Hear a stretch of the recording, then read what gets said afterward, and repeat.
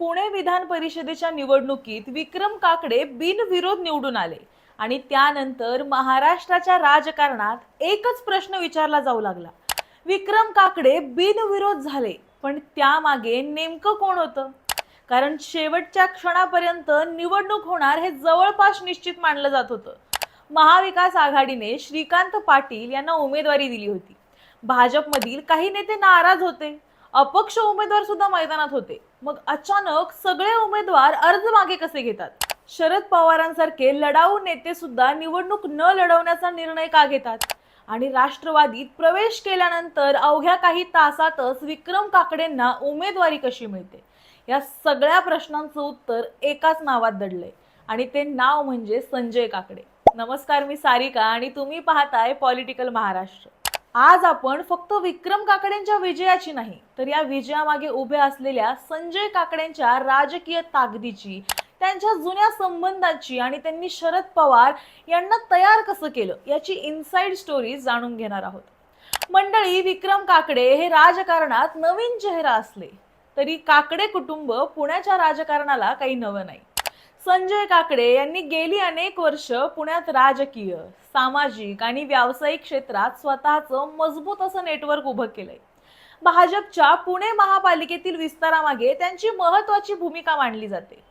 पण संजय काकडे आणि शरद पवार यांचं नातं काही आजचं नाही. यासाठी आपल्याला 2012 मध्ये जावं लागेल. 2012 मध्ये राज्यसभा निवडणुकीच्या वेळी संजय काकडे यांच्याकडे पुरेसं संख्याबळ होतं. जवळपास 52 आमदारांचा पाठिंबा त्यांना असल्याचं सांगितलं जातं. ते सहज निवडून येऊ शकले असते. मात्र त्यावेळी शरद पवारांनी त्यांना एक गोष्ट सांगितली: देशातील अनेक राज्यांमध्ये राज्यसभा निवडणुका बिनविरोध होत आहेत. अशा वेळी केवळ महाराष्ट्रात निवडणूक लागणं योग्य दिसणार नाही.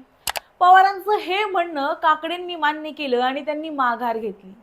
याच घटनेमुळे शरद पवार आणि संजय काकडे यांच्यातील विश्वासाचं नातं हे अधिक दृढ झालं.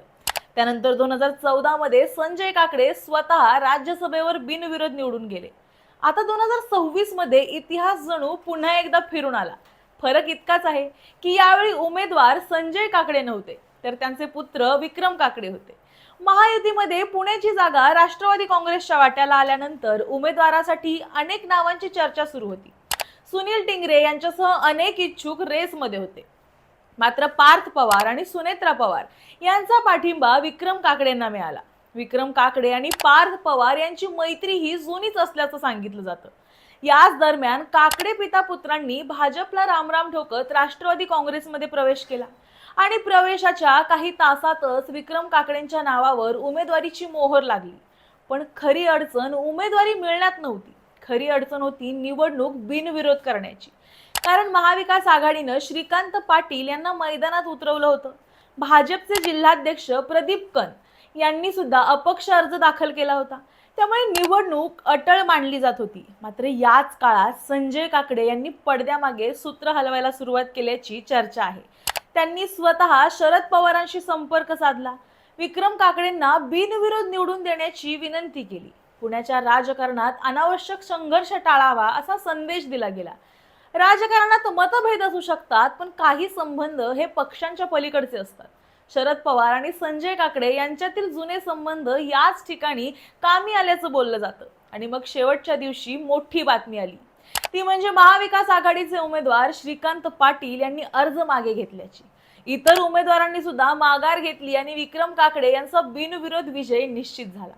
यानंतर महाराष्ट्राच्या राजकारणात पुन्हा एकदा संजय काकडे हे नाव चर्चेच्या केंद्रस्थानी आलं. कारण अनेकांच्या मते विक्रम काकडे यांच्या विजयामागे उमेदवार म्हणून विक्रम होते, पण रणनीतिकार म्हणून संजय काकडे उभे होते. विशेष म्हणजे विजय मिळाल्यानंतर विक्रम काकडेंनी कोणताही जल्लोष न करण्याचं आवाहन केलं. फटाके नाहीत, मिरवणुका नाहीत, संयम आणि परिपक्वता दाखवत त्यांनी हा विजय अजित पवारांना समर्पित केला. आता पुढचा प्रश्न हा आहे की राष्ट्रवादी काँग्रेसमध्ये आलेल्या काकडे कुटुंबामुळे पुण्यातील राजकीय समीकरण कशी बदलतील? याबद्दल तुम्हाला काय वाटतं हे आम्हाला कमेंटमध्ये नक्की सांगा.